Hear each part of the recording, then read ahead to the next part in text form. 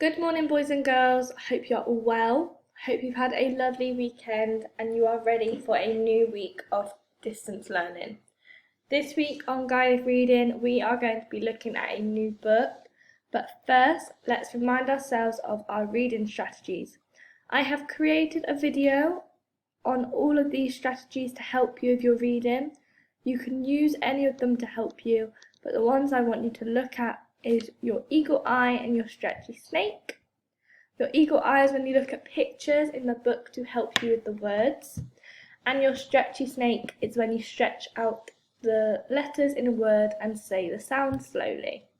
Let's have a go at a stretchy snake of our own. Duck, k.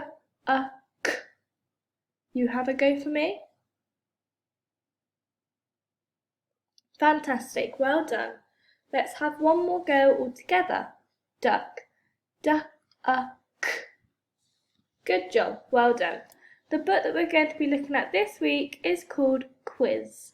So boys and girls, here is what our book looks like on Oxford Owl. Let's have a read. Quiz. Biff had a quiz. This is me. I am big, with a long, thin neck, with long legs and thick lips. Is it this? Yes! Kipper had a go at the quiz. I am long and thin with no legs. I can hiss, hiss. Is it this? Yes! Had a go at the quiz. It hops on long back legs. It can box and kick. Is it this? Yes! Mum had a go. It has long, thin legs. Is it this? Yes! Dad had a go. Quack, quack, quack. Dad is a duck, but Dad was not a duck. Peck, peck. Dad was a chicken. Dad. Now that I've finished reading, go all the way back to the beginning for me and have a go at reading it yourself. If you are struggling, you can listen to me read it again, or down here on Oxford Owl, you have the audio button where they will read it aloud to you.